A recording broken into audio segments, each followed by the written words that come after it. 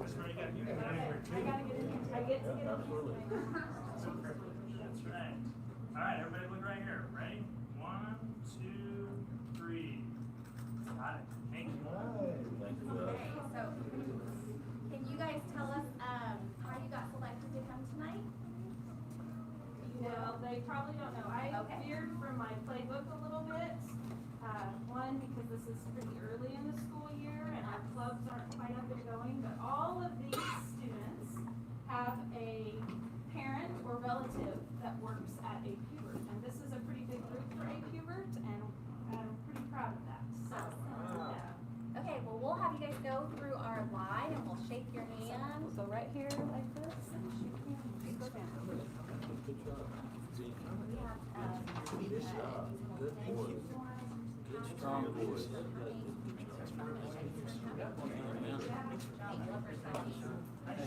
Good job. Thanks for coming. Thank you so much for coming.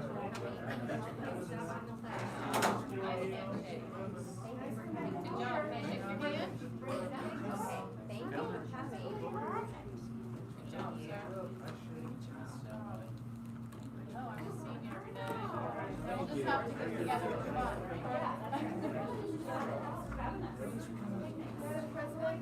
Yes. If I could take us just astray a little bit, this young lady and myself have birthdays today, so she gave up her birthday party to come here to the board meeting. So we've got a special treat for everybody in the audience. I'm gonna let her help pass these out. Can we sing happy birthday? I think we should. Can you tell us? Can you tell us your name so we can wish you happy birthday?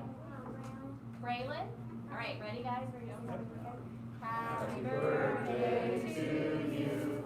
Happy birthday to you.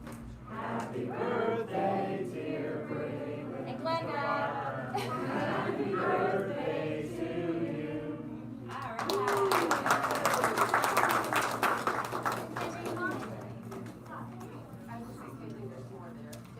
Thank you, A. Hubert parents, too, for bringing your kids today. Thank you. Ooh, I don't even know.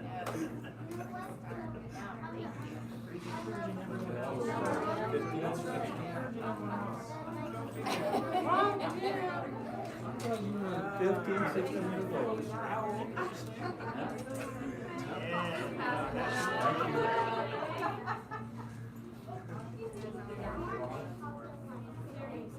Gene, they're handing out cupcakes.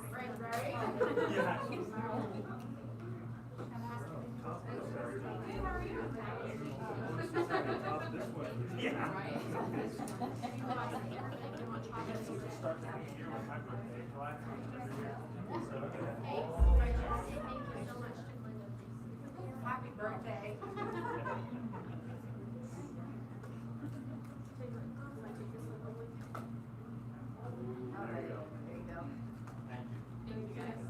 Thank you.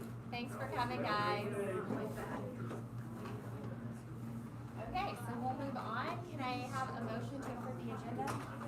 Madam President, I move that we approve the agenda with one addition. Number I-1 on the executive session, which would occur at the end of the discussion items. A second? Thank you, Mark. So we have a motion and a second to approve the agenda with an amendment. All those in favor, raise your hand. All those opposed, same sign. Great, thank you. Oh, Jean, sorry. Say aye? Okay. Yeah. Okay, thank you. Sorry about that, Jean. Okay, so, do we have any, public comments today? Any correspondence? So we'll move on to the consent agenda. Can I have a motion for the consent agenda? Madam President, I move that we approve the consent agenda as written. Okay, do I have a second? Second. All those in favor say aye. Aye. Aye. All those opposed, same sign. Thank you. Okay, we'll move on to the discussion items and start with curriculum reports, the KSU Leadership Academy. Good evening. So it's my pleasure tonight to talk about a couple different items on the board agenda. Let's start with is our Kansas State Leadership Academy. that we have a partnership with Dodge City and KSU and USD-457. And so that addresses board goals 3.5 and mainly 3.5, but also 2.3. 3.5, grow school partnerships in the community with businesses, industry, GC3, other school districts and community agencies which are beneficial to students, community partners, and the school. And then also 2.3, create and implement a comprehensive professional development plan designed to meet the needs of individual staff members, which includes a variety of delivery methods and a component of moving from novice to master teacher. So I'm going to start off just giving you a little bit of an overview of the partnership itself. So the partnership is with Kansas State University, Dodge City, and USD-457. It's in a cohort format, which is a really great opportunity for our employees to participate in working towards a master's degree. So this leadership is really designed around leadership as a whole, not specifically targeted to like building administration. They have an opportunity to do that once they finish their master's. They can take a few additional classes if they desire to take that administrative step, but it is just building capacity in the folks that we have in our district. This is actually resurrected. We had a leadership academy a long time ago, but it was resurrected in the 17-18 school year, again between those three entities. And the first year of participation, Dodge City had 12 participants, Garden had 11 participants, and then this next session, so it's 2 years long, we're just getting started with our second one. We had 12 and Dodge only had 6. So what's the theme, Dr. Carlin? That's right. Yeah. So it is a literature-based approach in terms of that instruction piece, which means not a textbook, not sitting down in a traditional classroom necessarily, but they take over 20 books that they are going to take the instruction from. And they're all great authors, great leadership books, and they will actually rotate in terms of those instructors. KSU will provide some instruction, we will provide some instruction, and Dodge City will provide instruction, but it's around those hot topics, if you will, things that are relevant to leadership that's happening in our schools today versus a textbook. Customized to meet the needs of not only the students, but also our district. Again, I talked about that cohort format. Everything is online. But they do a mixture of things, and I'll talk a little bit about that in a second. But we have some pretty lengthy discussions before these cohorts start with each of the entities in terms of what we see or what we need from this leadership group. And that's in terms of book review, planning, what's the best format.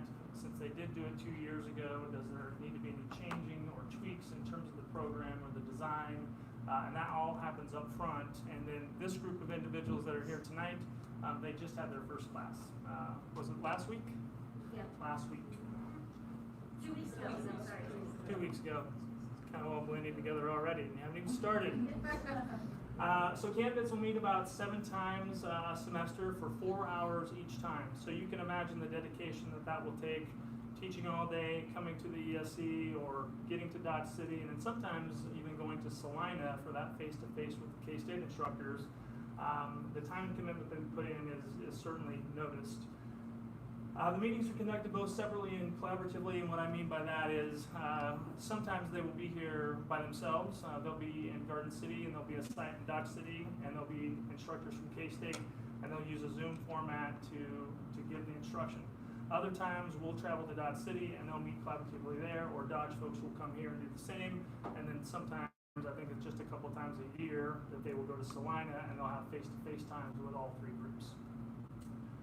In addition to the literature review, they discuss hot topics. That's usually how they'll kick off. So there's things in the news happening all of the time, and so not only what the homework assignment might be or the reading might be, but they'll start talking about that and how is it relevant to each of their districts, and if there's things that come up, how did this district handle it versus that.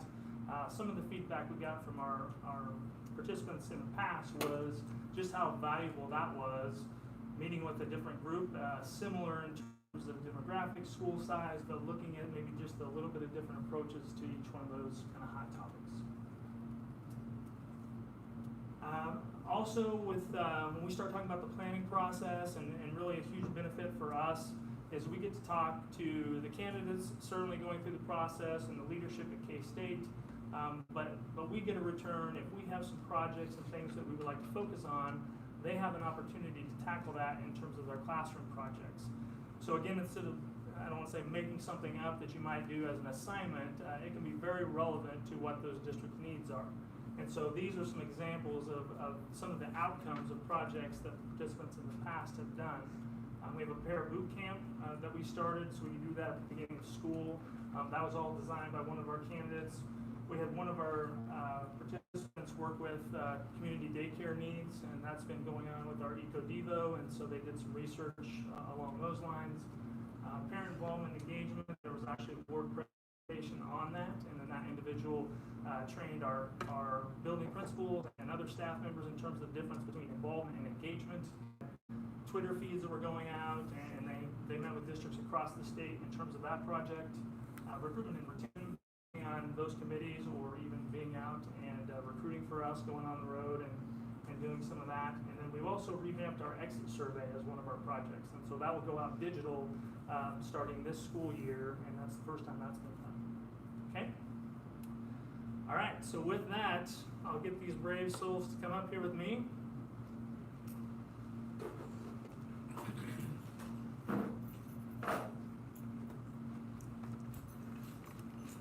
So not everyone could come tonight as part of the presentation, but I'm going to give them an opportunity to introduce themselves, tell us how long you've been here, where you teach, of course your name, and you have to take it easy on the questions because, like I said, they've had one class. All right? All right, Rylan, start us off. Yes, I'll start us off. I am Rylan Loudon. I have been in the Garden City School District. This is my second year teaching, but I also student taught here in the spring of 2018, I believe. So that student teaching really brought me here to the district, and I really loved it since. So, yeah, and I currently teach at Jenny Barker Elementary, and I teach 4th grade. I'm Sarah Lujan, and this is my 4th year teaching. I also student taught here too from K-State, like Rylan. I teach at VO, and what else did you say? Third grade. And I teach 3rd grade. You're welcome. No, it's kidding.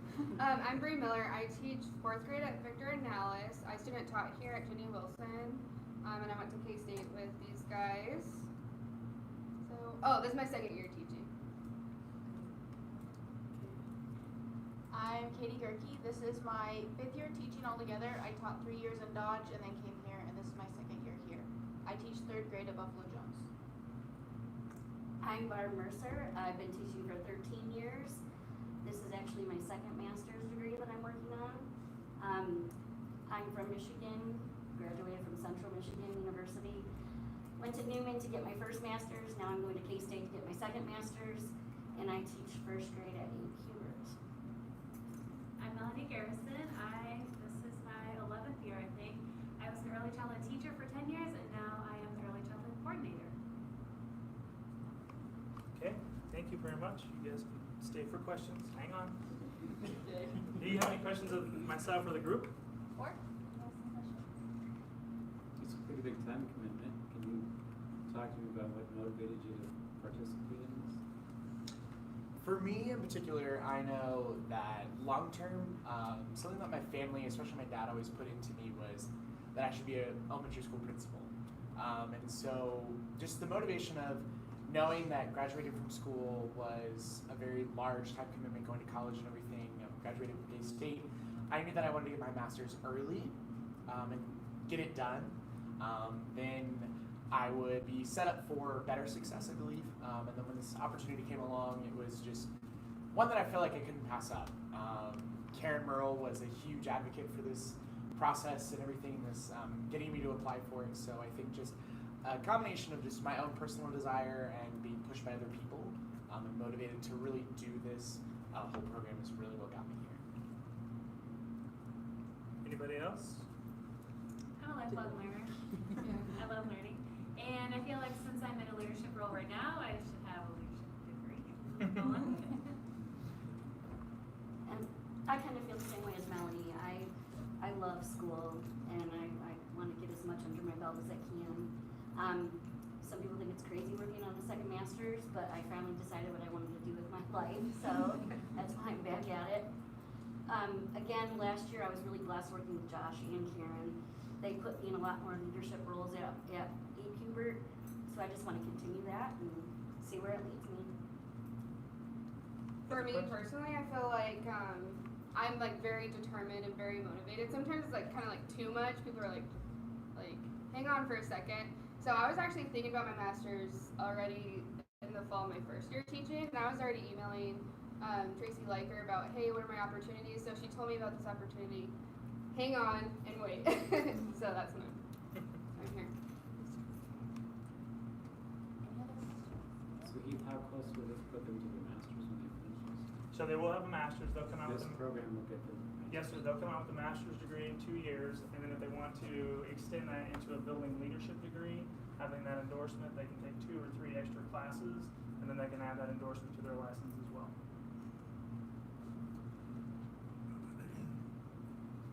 Well, I really appreciate your commitment to take on such a huge time commitment and just put more on your plate. We know that you're already so busy, and wish you guys good luck.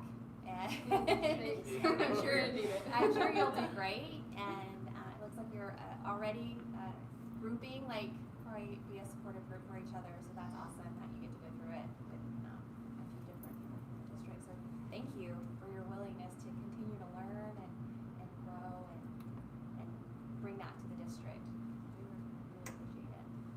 Right. Thank you. Can I point out or ask one more thing? I'm really sorry because I'm a broken record with this. And how many Crystal Apple winners do we have up there?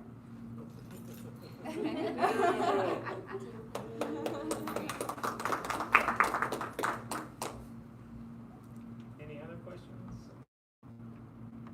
All right, you guys are off the hook. Thanks for your time this evening too. Thank you. I might also just add, Suzette Goldsby-Lewis is really taking over this program, and she'll be our contact, our liaison, and instructor from Garden City. She's unable to be here tonight. She's at a different conference now, so she'll be taking on that lead. And you probably will see their faces again with some of these other kinds of things that we talked about in terms of projects. So they'll maybe be back here. That will probably happen in their second year, more so than this first. But who knows? We'll see if we can come to work early. I believe you have the next presentation. I do.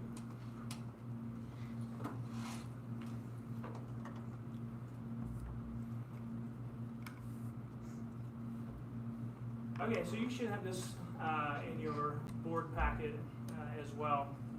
So I'm going to talk about recruiting again. Hey, we got a. Oh yes, I forgot. I'm sorry. On that item on the K-State, there's a memorandum of understanding for that program that was in your packet that we do need to work to approve. Yeah, I forgot. Thank you. Okay. Do you want to do that now or that will we go into if we don't have any business? It was on as part of the, I think we had it on the agenda too. Yeah, as it is. part of Yeah, this. that's Dean. You want to go ahead and start that? I move that we approve the memorandum of agreement between Kansas State University and USD-457 as presented. Second? Second. All in favor, say aye. That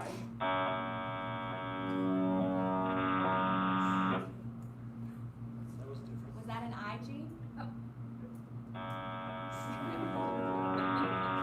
I kind of feel like we were like aliens.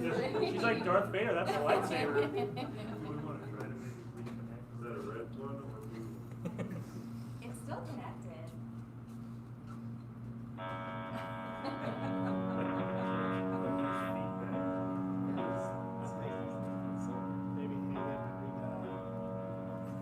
Gene, I'm going to hang up and try you back if you can hear me at all. Yeah. Okay.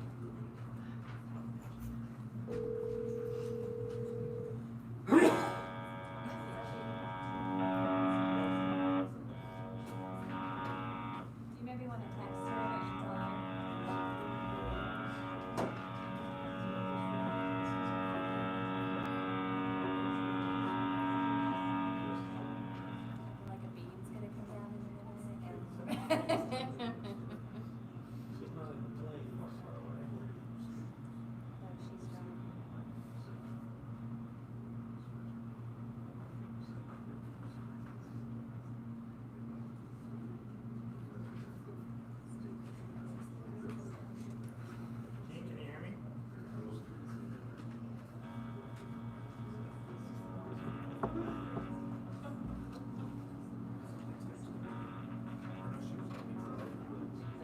issue on the road when we got through. Are we Let's okay just, to? let's just disconnect, and I'll text her, tell her to let me know if she wants us to try to reconnect. Yeah. It sounds like a feedback, that's it. Yeah. Can we go ahead and go along with the vote, or do you want us to move it to you? Let's go on and we won't report her vote. But go ahead and continue the vote. Yeah, let's vote without her. Okay. Okay. So all those in favor, raise your hand. All those opposed, same sign. Great, thank you. Okay, so we can Thank move you. on to recruiting. I even had it written down, so my apologies for skipping over that Yeah, piece. I did too, so. Recruiting update. So we're doing it a little bit later in the year than we have previously. Usually we do this sometime in July. And I hope we can do it at this time of year moving forward. This seems to work out really good because we have kind of final answers, if you will, numbers. We have to do a vacancy report for the state of Kansas, and so as we prepare for all of that, it just makes sense to do it this way. So our recruiting update covers mainly Board Goal 2.1, but also encompasses Board Goal 3.5.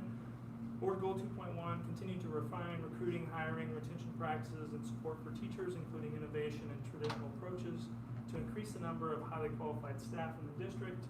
And also 3.5, grow school partnerships in this community with businesses, industries, GC3. I just read that one, so it's the same. Okay, so we'll start with a little bit of history here in terms of separations. So you have in front of you the number of separations that we've had since the 09-10 school year. This includes retirees, resignations, and retirees and resignations, and if we had any terminations, it'd be included as well. So you can see that in this last school year, we had 13 people retire, 63 resignations, and 5 of those were late resignations, for a total of 76. Mr. Hogan, will you try one more time? You bet.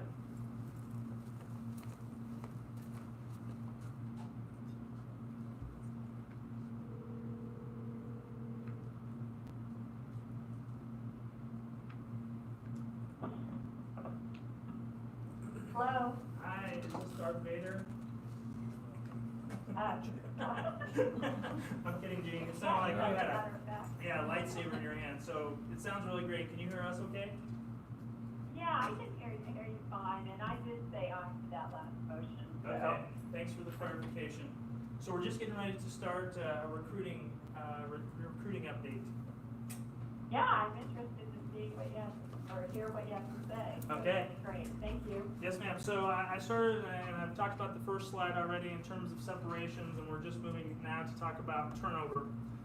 So the turnover right now, something that we always want to strive to be better at, certainly, but just where do we stack up in terms of turnover? So we ran a few numbers. So we have 76 separations. That's the number that I just showed you earlier on the previous slide, and we have 624 certified employees. So that gives us a turnover ratio of 12.1%. So I went out and I started looking at a couple of different areas just to, again, see where we stack up. Nationally, according to the NCE, that's about 16% turnover in education. If you look at all jobs, and there's a range there because based on what data you look at.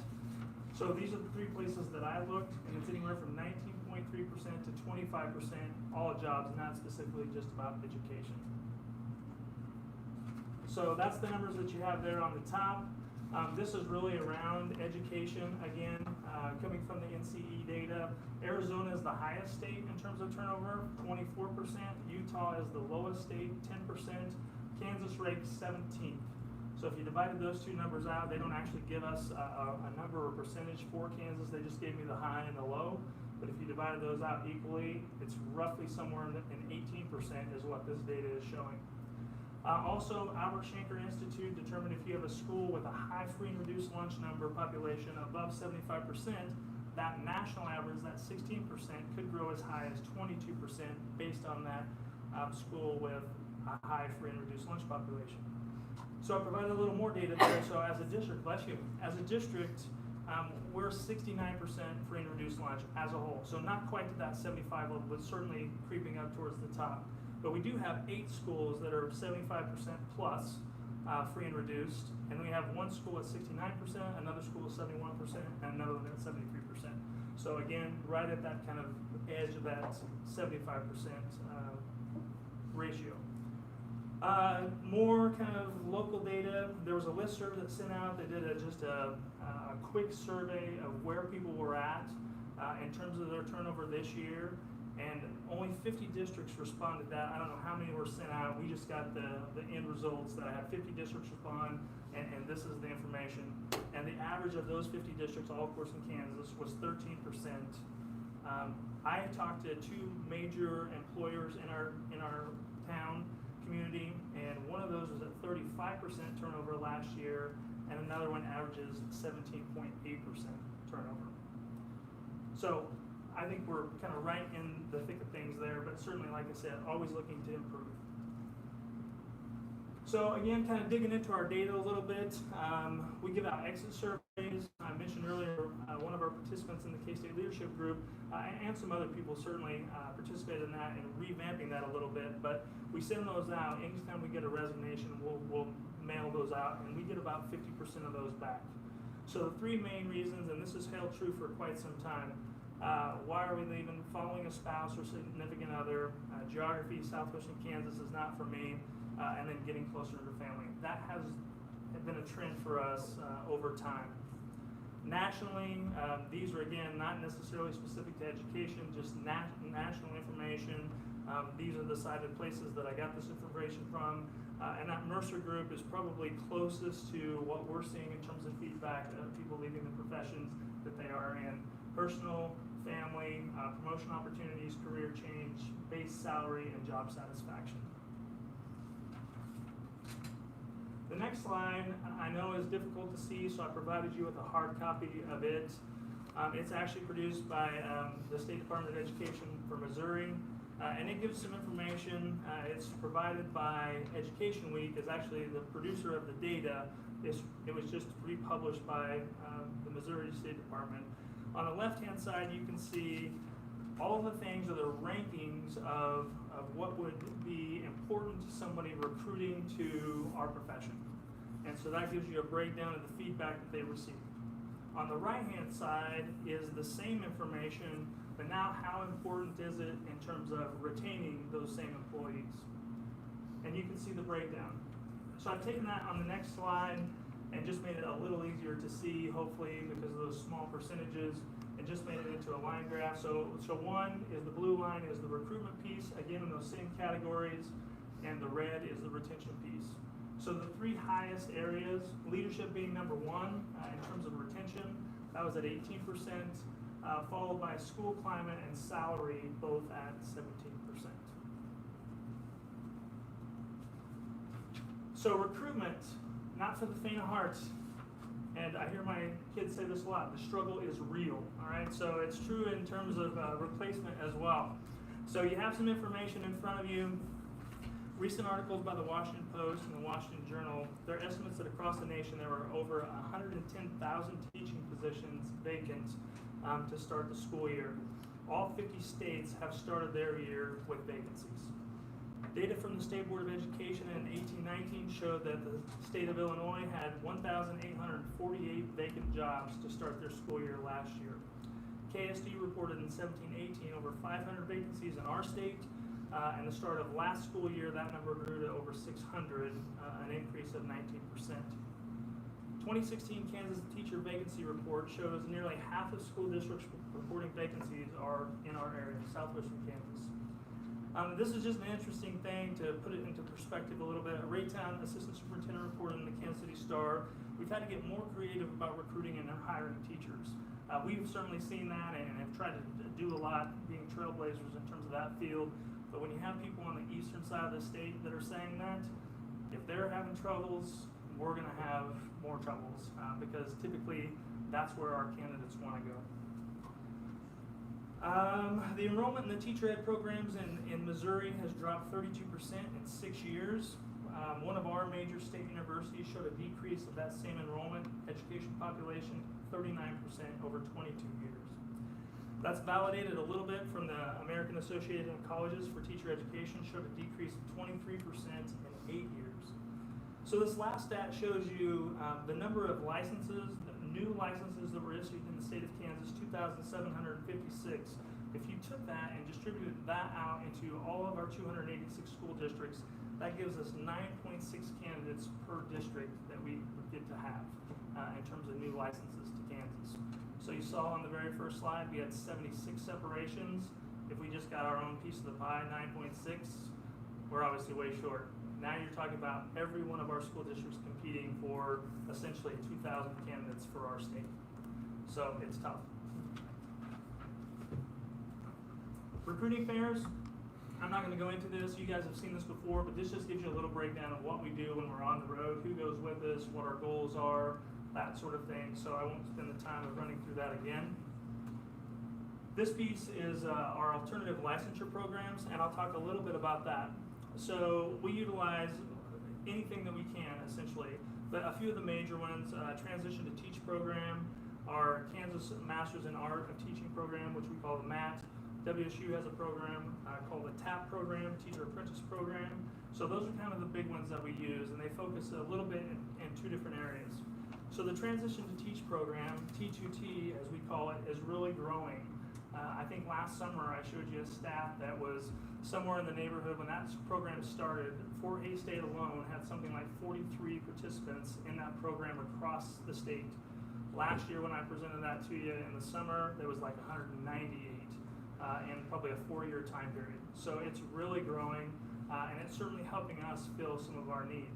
So the Transition to Teach program is really designed for people who have made a different career choice in their life, started off, got a degree in something else, but then have decided or maybe been called, realized they were called to come and teach. So what pathway do they have to get back to teaching without going through a full teacher program? And that's what the T2T is designed for. So you can have a business degree, let's say. So you go through and you submit your transcript to the college, they look at it, and then they certify you in an area to teach, whatever your transcript might be heavy in. It could be heavy in just, you're going to be able to teach business, maybe you have enough math that you can teach secondary math or science, any of those areas, but they dictate to us what that person will be certified to teach in. So once that happens, then we can hire them under teacher of contract, and so the college and us work together. I cannot hire somebody that's not licensed, and they cannot put somebody into their program without an offer of employment. So we work together in order to do that.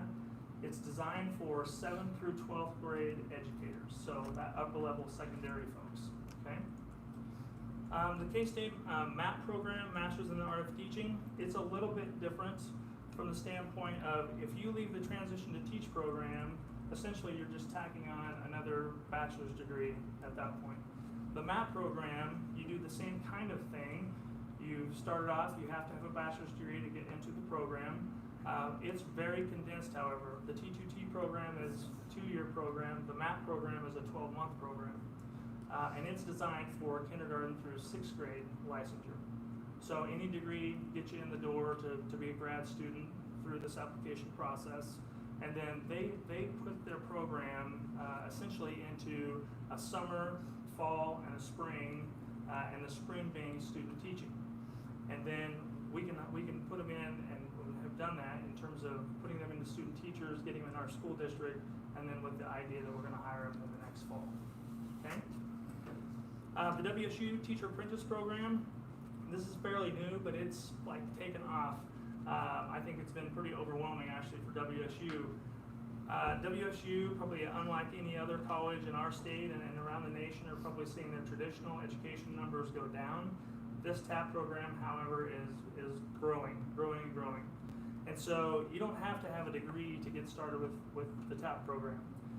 So you can start at our community college and you can get your associate's degree, but you have to have 30 hours to be a transfer student into their program.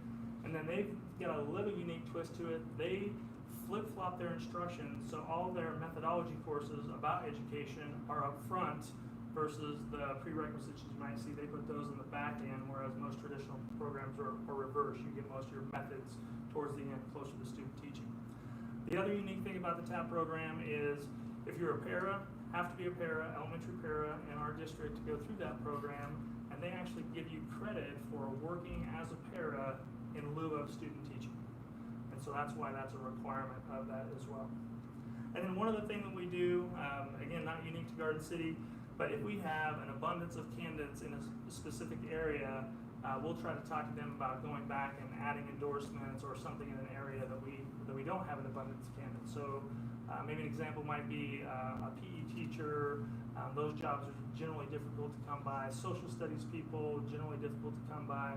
And so if we have a social studies candidate and we don't have any social studies jobs, then I'll talk to them about, have you been interested in special education perhaps? And they can go back and they can add that endorsement to their license because they're already certified to teach, just not in the field that we might have openings for. This might be a little hard to read too, so you have it on your slide, but this is a breakdown of our recruiting efforts, historical breakdown starting in 13 and 14, all the way up through our current year, 1920. And this tells you where we have hired people and how many. So obviously Kansas, they're on top. We want that number to continue to be growing and growing, and it certainly has over the last couple of years. But again, with the numbers that I showed you earlier, with licenses being issued, we just don't have enough candidates in the state of Kansas to suffice all of the recruiting needs that there are. So we get on the road. So we go out and you can see a history that we travel a lot of places and hire from a lot of places, and that gives you a breakdown of all the places that we've hired from.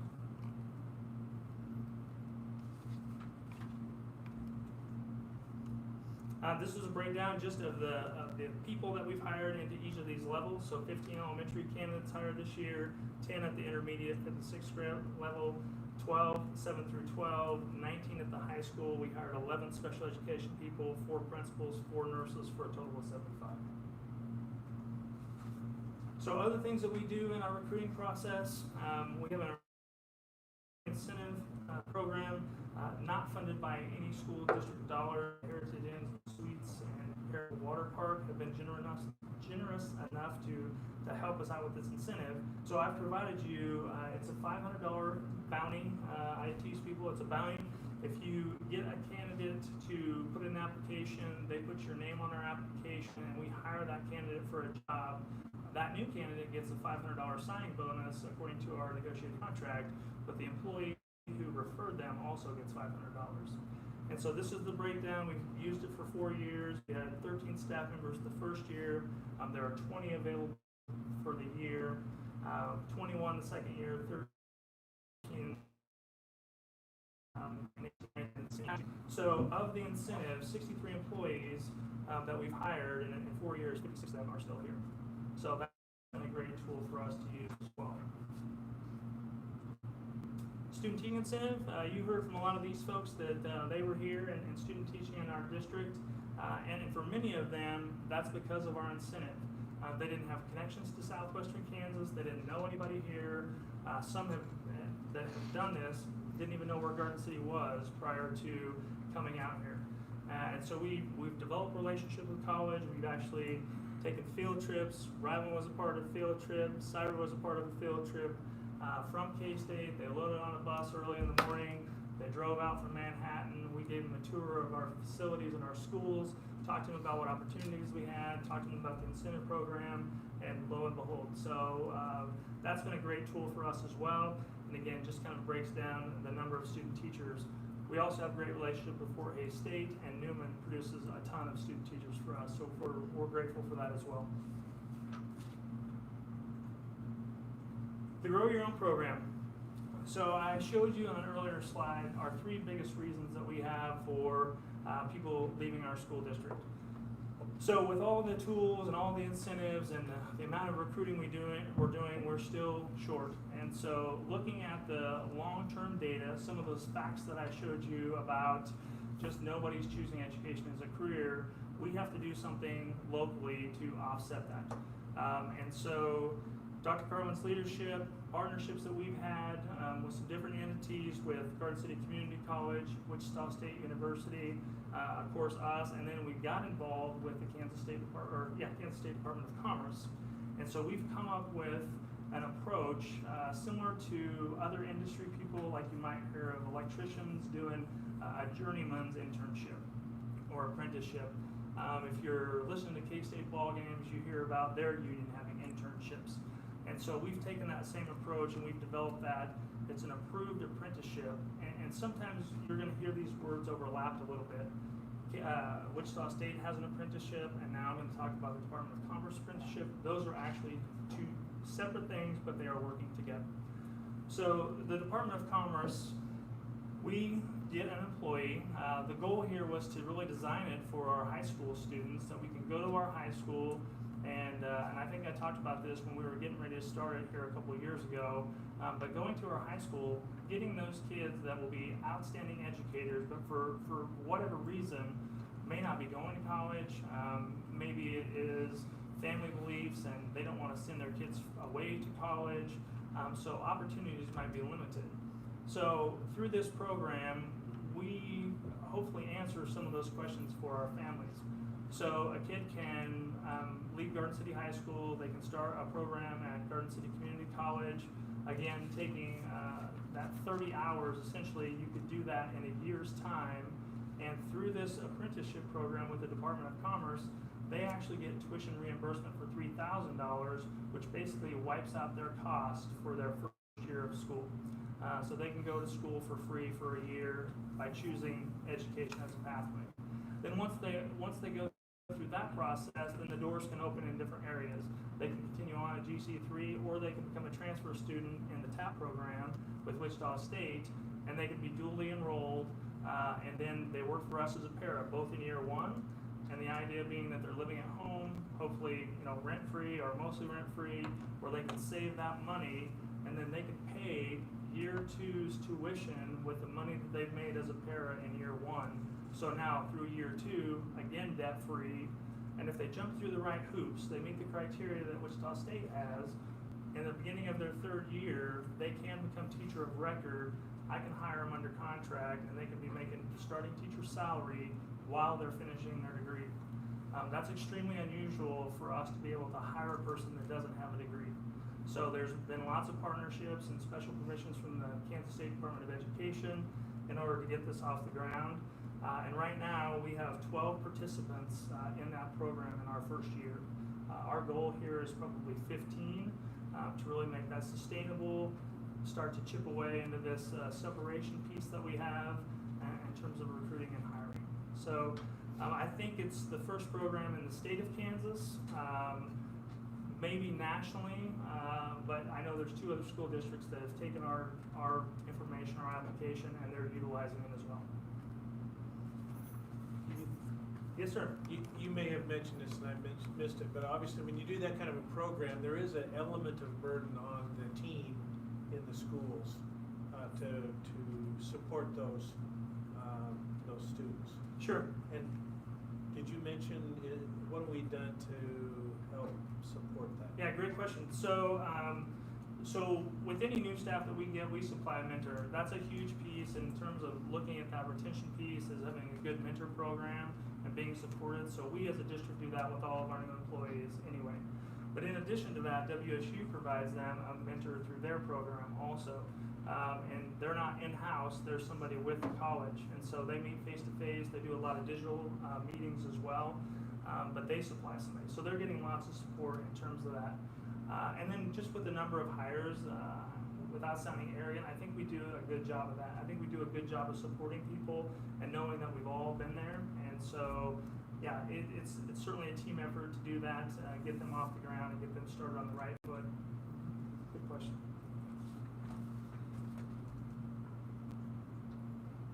History. So this is unfilled positions. So I've showed you the separation. I've showed you all the work that's been done in terms of recruiting, and so where does that end up? So this gives you a history of our unfilled positions that we've had. Off to the right is what did we do to combat those open positions? What were our efforts in terms of recruiting? So I didn't have history for everything, but you can look there. Last year, 18-19 school year, we had 32 open positions. This year we had 32 and a half open positions. So to me, we've kind of been held harmless. We've plugged the holes of all the separations that we had for this school year. We weren't able to chip away at the vacancies we had last year, and they're not necessarily equal vacancies, but in terms of number.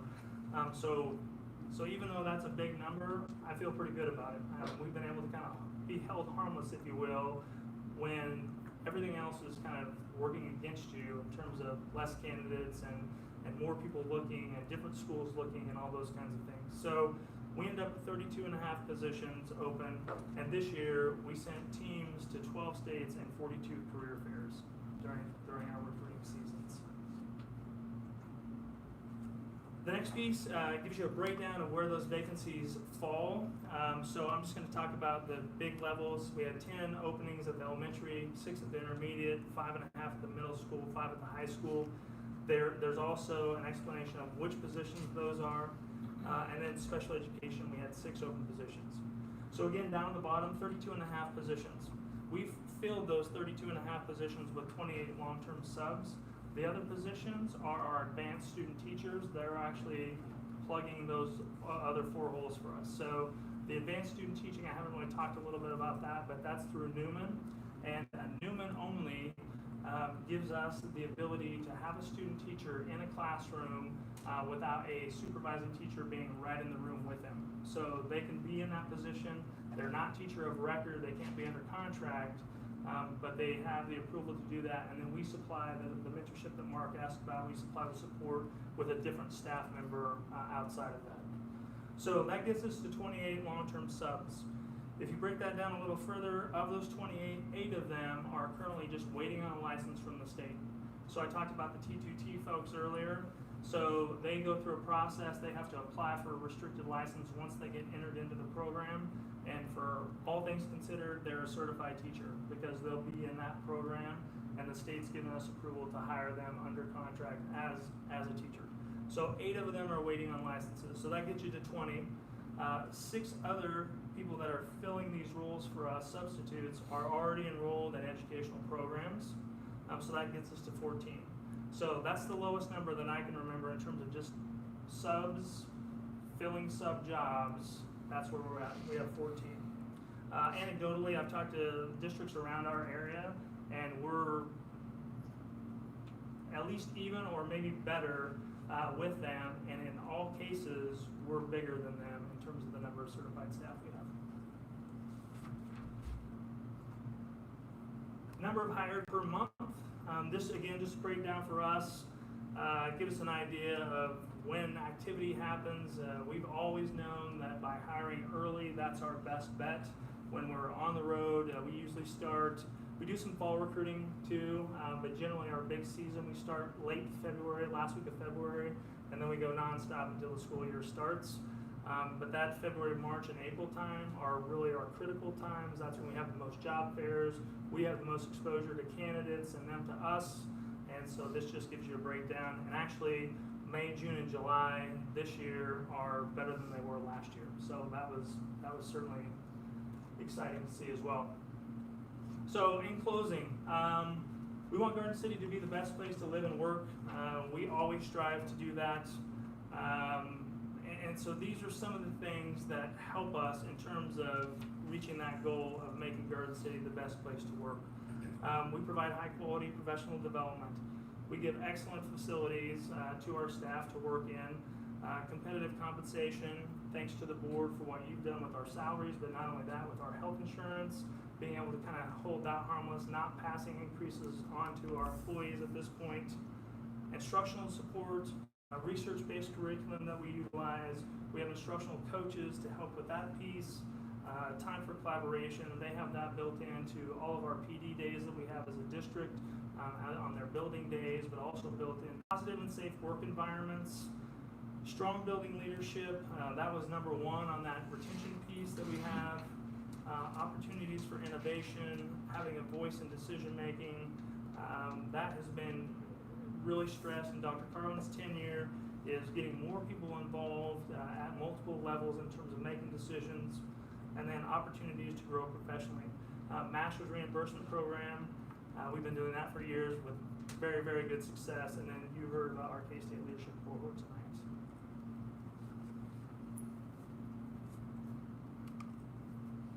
Are there any questions? I know there's probably no statistics on this at all, but one of the things that has come up in the past for us as a community is housing, teacher housing. Has anybody struggled to find housing in the last few years? Yeah, for sure. It's and you heard Matt Allen here a couple meetings ago talk a little bit about the city and what they're trying to do. But housing in our community is tough, especially if you looked at that last slide with the people that we're hiring in May, June, July, probably more specifically June and July. If they get here late, finding rental properties that are affordable to a new kid out of college is pretty tough because there's just not enough of them. So we do a lot in the HR office to try to help with that. We have a running list of available apartments. We have good relationships with owners, renters, and so we try to keep that list up to date. And as soon as we start hiring people, we send them that list, whether it's a face-to-face visit and we've hired them there, or they go home and make a decision, yeah, I want to take that job. We send them that information to get them a leg up and get them start looking at places that are available that might fit their needs. But it is certainly a struggle. I was kind of wondering if some of your participants here ran into that when they. Yeah. Okay. It's not been very tough. I don't know what the solution It's is. tough. A lot of people talking about it. We've had administrators give up their basements of their houses to put people in and let them live in their basement until something comes available. And that, a lot of it is timing. Like I said, maybe the place that's out there is going to come free, but it's not free when they need it. And so, we have people that want roommates, and so they'll contact the HR office and say, hey, if you got anybody that wants to share rent, we don't matchmaker that, but we put them in contact with one another, so that way if their likes and interests are the same and they can make it work, they can. But we facilitate as much as we can to try to help with that. Other questions? I'm curious on school climate, and then I think you also put positive, safe working environment up there in your closing as well. I heard a lot of negativity towards the end of last school year, and then of course we had threats, which kind of went along with some of the negativity, I think. How are we handling that specific bullet point? All right, well, the safe working environment, certainly with that, we have an outstanding relationship with our Garden City Police Department. So during those times, probably more behind the scenes than anything, but we're up here visiting with them, getting all the firsthand information that we can in terms of those threats, things that are going on, in order to communicate that with our staff. Our PD, the response time that they give to the school district is amazing. So that should make people feel great in and of itself, that I think schools in our community are priority number one for our PD. It doesn't matter what it is. I have officers, captains calling me on my cell phone, hey, wanted to make you aware this is happening in this neighborhood. Maybe not around our school or in our school, but around our schools, and they're letting us know. So that's a big piece of that safe environment. The other thing is if we do have any issues, we communicate that to our staff as quickly as we can get the information out to them.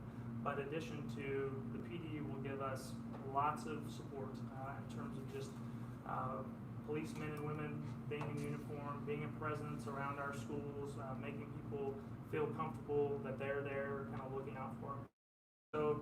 So I think that's a big piece of it. You talked about climate surveys a little bit. I think that's supported by our climate survey. So we send out a climate survey twice a year. We send that out, and that's one of the things that we ask about there. Do you feel safe in your buildings? And that's overwhelmingly yes. So I think it's a terrible time in society with all the things that are happening, but we've certainly taken steps to prepare as much as we can with that and certainly communicate with that, and we have support from our PD because of it. And I think that's backed up into looking at those climate surveys, getting feedback, and trying to address any issues that we see in there. Yes, sir. So during a district site council, you made a request for an additional staff position for recruitment and retention. It didn't make our cutoff, so it didn't get funded. But I was curious if you could comment about what your thoughts are on how that might improve on your results. I don't think we have enough help quite honestly. Recruiting is tough. I mean, you can see all of the data and statistics about how, I don't want to say cutthroat, but it's just a challenge because everywhere you go, the competition is fierce. There's been a lot of anecdotal feedback from our recruiters being on the road that there may be more school districts at a job fair than there are candidates walking around in those job fairs. So just my time, my official title is Human Resources and Day-to-Day Operations. But Human Resources, that recruiting aspect, it's a year-long job anymore. And so it's just a lot to deal with. And so I think having additional personnel, being able to develop relationships with colleges, much like what we've done. We had a relationship with K-State with a particular person at K-State, and that's the only reason that we got the field trip started, got our candidates coming out here, why we have these great people, was all based on a relationship. Because Garden City wasn't going to make it on their radar to be a choice to student teach because they didn't know where Garden City was. And so that's an effort. There's a lot of things that you can do from a face-to-face perspective, building relationships with colleges that just take time. It takes time. It takes being on the road, whether it's a recruiting fair or being in their office saying, let me just show you what Garden City's about. Because typically we have a pretty high number of student teachers. As an example, if we can get them here, then we can hire them. But they're not going to pick us out of a lineup. They're not going to pick us from a map. But they have to be able to come here, see what we have to offer, be around our kids, be around our staff. And once they see what's happening in our school district, we have a lot to be proud of. And that's what the draw is, getting them. So additional staff would certainly help in that. And this certainly isn't just the HR office doing it. And if I haven't said that before, I mean, hats off to everybody in our school district. This has become a community event, as you saw with the incentive. Our administrators are on the road, so I'm having to pull them out of the buildings to send them out recruiting because we don't get to go to 12 states and 45 career fairs and have that all happen with one person. So it's becoming bigger and bigger and more challenging. And so we're just trying everything we can to be creative, putting stuff through social media. We had a job fair of our own that we invited 4 or 5 colleges to last year that we hosted in Garden City. Again, just to get exposure out, that they can start talking to their candidates that, hey, maybe our market is tough. Have you thought about, going out of state? Have you thought about going to the other side of the state? And so that additional piece, I mean, that's just more of it. So I had the number in my head, but I lost it. You had kept track of how many successful candidates you received from the job fairs?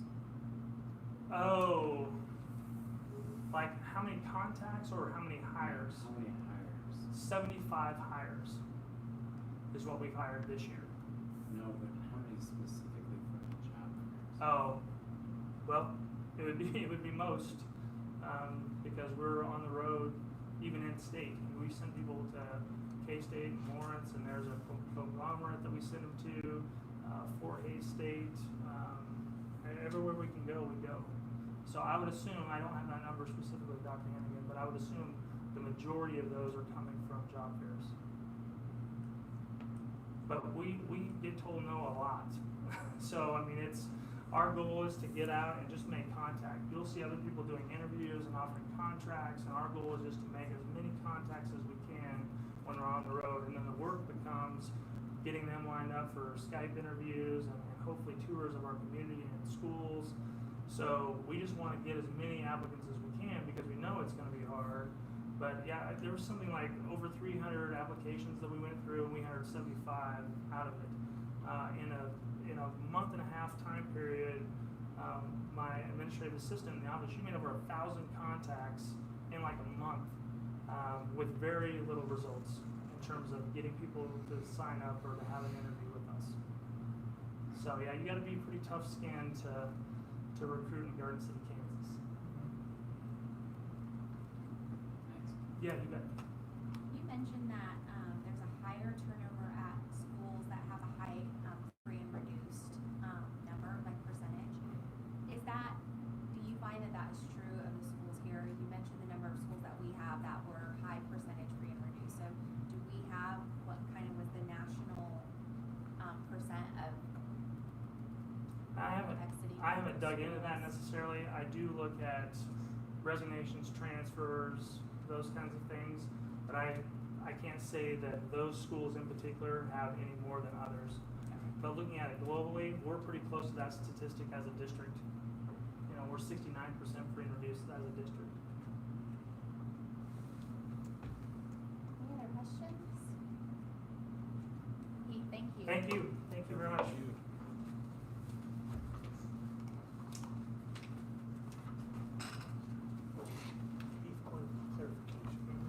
This is just from Missouri.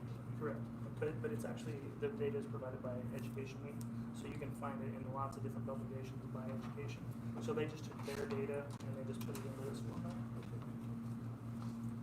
I might make a little comment on this too. So, really kudos to Heath and the people he mentioned, our principals, our teachers, everybody who's taken some ownership and involvement in this. 5 years ago, we really started to feel the effects of the teacher shortage. And those of us in Western Kansas, we felt it before others.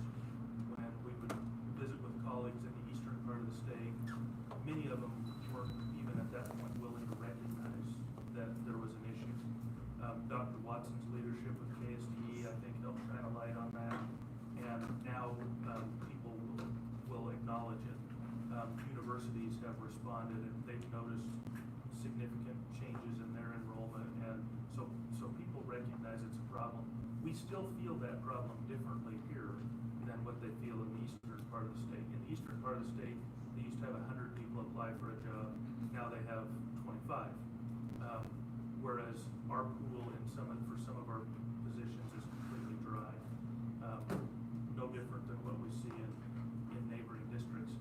But had we not done some of the innovative things that we're doing with Grow Your Own, with those partnerships, the numbers that Heath presented tonight would look drastically different and not better.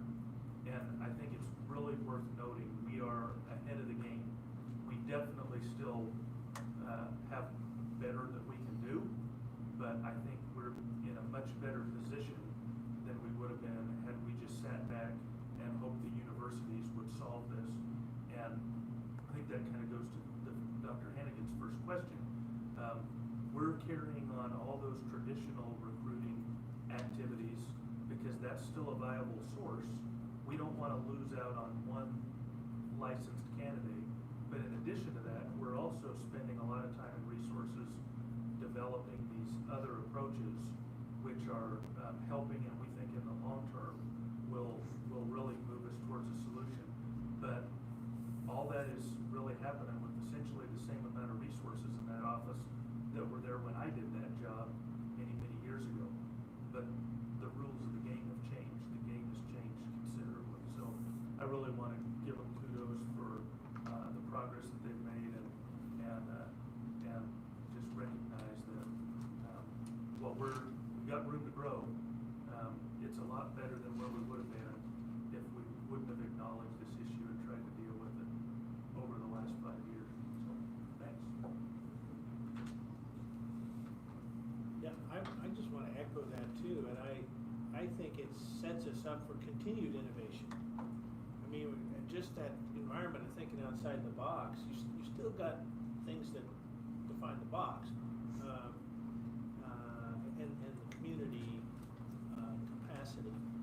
But there are still people out there that I think hadn't thought of Garden City that just need that communication. So, I mean, even when you find a student that happens to be clerking at the Super 8, and you find out, like I did, that she's getting a degree in middle school math. Have you thought about Garden City? You know, those are the conversations that I think all of us in the community need to be willing to have. As superintendent, nothing brightens your July day more than when you walk in the building and the personnel office is ecstatic because they've identified a math candidate that's coming in for an interview. I mean, it really is I mean, every man matters. And they really take that approach, and they work so terribly hard. And so, yeah, it's totally awesome when we're able to do that. It's great.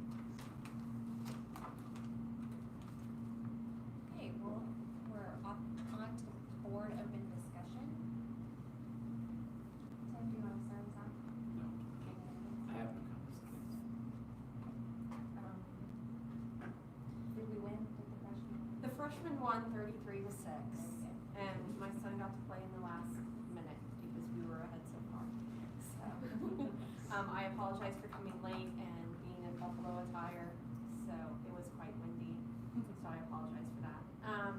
But I did have something else to add too. I did go to the KASB meeting a couple of weeks ago, and I talked to Dr. Carlin about this, and I think we're ahead of the curve as well. But they are bringing in a group from Virginia Tech to try to make things a little more efficient for people when it comes to school safety. And one of the things that they looked at, there was a shooting in Arapahoe County in Colorado a few years ago. And instead of necessarily suing the school district and asking for millions of dollars because of a breakdown that happened in communication, instead they paid to have this, I'm going to call it a survey for lack of a better word, done by some people from Virginia Tech who kind of looked at the entire situation and where the breakdown was. And unfortunately, an assistant principal, I think, kind of got thrown under the bus because they were the ones who, he looked at it, he or she looked at it and didn't think it was as big of a deal as what it was, and that led to the shooting. We throw a lot of money at school safety, but it's not necessarily done the most efficient way. So what they're trying to do is show, okay, where can we have our efficiencies to make things safer for our students? And they're going to be doing some different courses with regard to this. Dr. Carlin thought we were signed up for that, and I'm really excited to hear that. One comment I made, and it's a comment I've made at legislative coffees as well, is that we've got all these little different committees going on in Topeka. And we've got the School Board's Mental Health Advisory Council, we've got the Juvenile Justice Oversight Committee, we've got 3 different citizen review panels looking at different things. We've got suicide prevention, bullying prevention, and no one's talking to the other. And so we're just incredibly inefficient. And so hopefully this study will try to get people talking to become more efficient so we can make sure our kids are safer. And so I wanted to bring that up because I hope that we can keep that still at the forefront for us, because I don't think we want to have a tragedy like what we've seen in some other school districts. So that was the big takeaway, that, and they're looking at some really good things for the conference in December.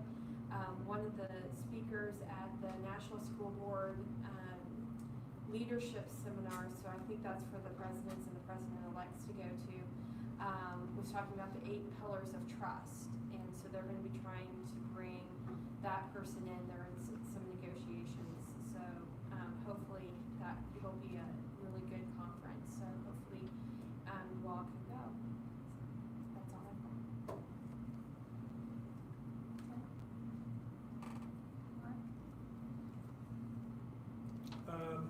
Maybe one thing,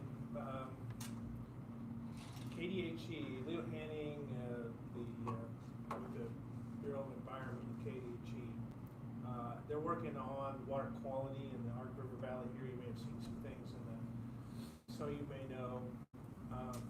Basically, along the river corridor, anybody with a domestic well that they drink out of, get a drinking water supply. There's a mineralization study, they're calling it, but it's specifically looking at the whole set of minerals, but uranium is something that's not normally tested for in your regular household water well test suite. So it's a little more expensive, but in the next couple of months, KDHE will do that in this river corridor through Garden City and onto Dodge for free. And so we have a well or two, and so that's why I think the district got the notice. But it's something I just want to reiterate, that this is an opportunity for like a $300 to $400 well test, water quality test, just to make sure you know what you have in your drinking well for our folks out there. And so it's focused, or it's channeled through the county health departments and conservation district. So it's a half-gallon jug, catch a bunch of water, have KDHE analyze it, and then you get the results back. And then the Kansas Geological Survey gets included in this study that's of our river corridor. So it affects communities, affects people with domestic drinking wells. So it's notable. I hope we avail ourselves of it to the extent that any of our wells, we may have anybody taking a sip out of it. It's a lifetime exposure thing on uranium, so it's not like it's a crisis. It's just something that that mineralization, you ought to know what's in your drinking water. That's all I have. Kind of to piggyback just on what you were talking about, Laura, is I attended the first social emotional leadership committee. I'm not sure of the exact name yet, but I was really impressed with the group that Glenda put together. It felt like there were so many entities, community entities, along with people from the district that are coming together and bringing resources together. It was almost immediate to see people who were offering up curriculums that they already have that, you know, shareable and different things. So I just think it was a really great first meeting, and hopefully like we'll see some positive things come out of that, because I really think it's connected to school safety, and so that was just really positive. So I just want to thank Glenda for that. It was a really great group and great turnout. So that was great. And then I'd also like to plug the drama, the play that's going to be happening. I'm so bummed to miss it. I won't be in town, but I'm sending my family. So it sounds really good, and they've really been plugging it on Facebook at least. So if you're not doing anything, I would go check it out. I'm just so impressed with the drama department that we have. So like go check it out if you have a chance. So Can I ask you a question about the committee? Is this something that maybe we could have somebody go and talk to the child need and care stakeholders meeting about? That way they know what we're doing too. I guess their next meeting is October 30th. I think I'm gonna end up missing it, but I don't know. Maybe somebody needs to talk to Judge Sanders about getting on the agenda at some point. Yeah, I can reach out to you. Okay. okay. So the next board meeting will. Can I- Oh, Jean. Sorry, Jean. I keep forgetting you over there. That's fine. I'm good. You're kind of quiet over there. Well, I'm trying not to make too much noise. Okay. Here. Okay. Okay, so the next, oh, and Dr. Curl. So just a couple quick things. We've had a lot of visits this year, more than I can ever remember at this time of year for sure. So we had members of the KSU faculty that are associated with the leadership partnership we have. A couple weeks ago, we had Ryan Dahlbeck from Senator Roberts' office, who I think made connections with Ronnie Knight. Ronnie's on the NEA board of directors, and so last Friday morning he got to come and tour several of our schools, eat lunch with us and some of our kids.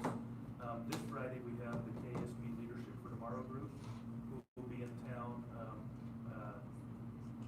They pick a number of places across the state, and they reached out to us this summer and wanted to bring their group here to Garden City. And I know Tim's been in that program in the past, and I did that program, and it's really a neat program, and I was honored that they were interested in seeing some of the things that we have to share. And then on October 1st, the state board will be making their visit here. So again, if you don't have that on your calendar, that evening there will be an opportunity for our board, the college board, county commission, city commission, and some business leaders to sit down with members of the state board and kind of have some discussion about the direction the state's going and specific needs that we have here in our community. So even with all of them, I'm a little overwhelmed, and I'm having a hard time keeping them all straight too. So, but it sure is nice for the district to be recognized that way.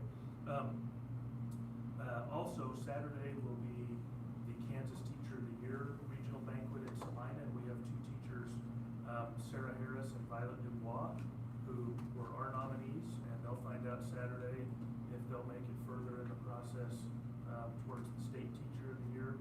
So I'll be attending that in Salina to support them, and that's like the funnest day in September for a superintendent. So that's it. I'm sorry, mentioning the bold class, September 25th, since that's before KASB is holding their fall regional roundtable down in Sublette, and they'll probably, I think it's during that meeting, they'll have the video for the person who's running for president